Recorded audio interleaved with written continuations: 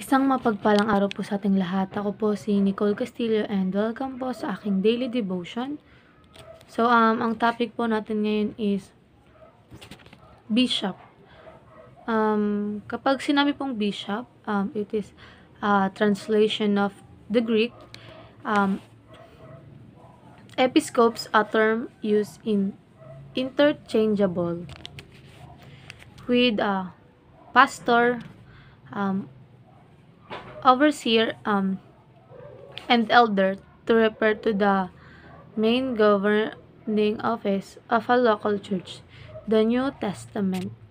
So, ayon po sa 1 Peter chapter 5 verse 1 to 2, so I exhort the elders among you as a fellow elder and a witness of the suffering of Christ, as well as partaker in the glory that is going to be revealed. Shepherd the mock of God that is among you, exercising oversight, not under compulsion, but willingly, as a God would have you, not for shameful gain, but eagerly. So, ayon po sa ating katuruan, in the New Testament, the term bishop, pastor, and elder refer to the same office.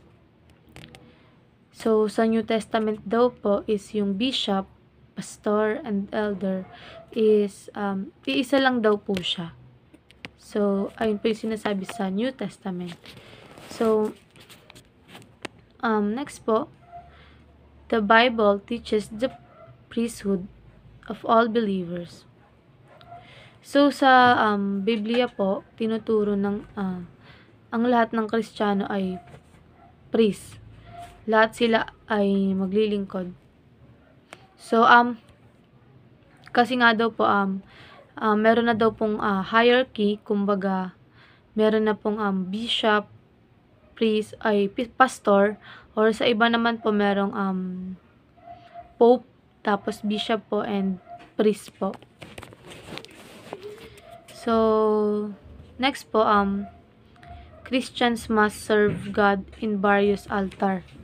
So, sa panahon daw po kasi ngayon is, ayun nga po, hierarchy na, and may bishop, pastor, pero ang Diyos ay hindi lang siya na nasa sa simbahan. Nasa hospital din siya, or kahit saan pa man. Lahat yun ay sineserve is si God. So, para naman po sa ating application, sa first naman po, seek a church where you are empowered to serve. So, kung ikaw pa hindi pala simbang tao, or kung ikaw ay kumbaga, hindi ka pa parang handa magsimba. Kung gusto mo, kumbaga ikaw naghanap ng church, hanapin mo yung may empower ka. So, hindi yung magsisimba ka lang na makikinig, tapos pag-uwi na. Hindi po ganun. So, kailangan mo hanapin yung church na isasend ka bilang missionary. So, ayun po. So, next is seek a church where you can be held accountable. So, yung church po kasi, kumbaga, isang grupo kasi yun, kumbaga grupo, na nagsisimba. Hindi yung, kumbaga, magsisimba ka lang, tapos hindi mo kakilala yung katabi mo, then parang uuwi ka na agad. Hindi po yun. Dapat kilalanin mo.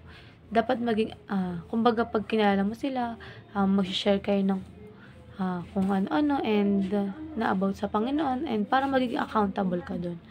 So, for the last is, seek a church aligns more closely with the New Testament. So, hanapin mo yung church na ginugol is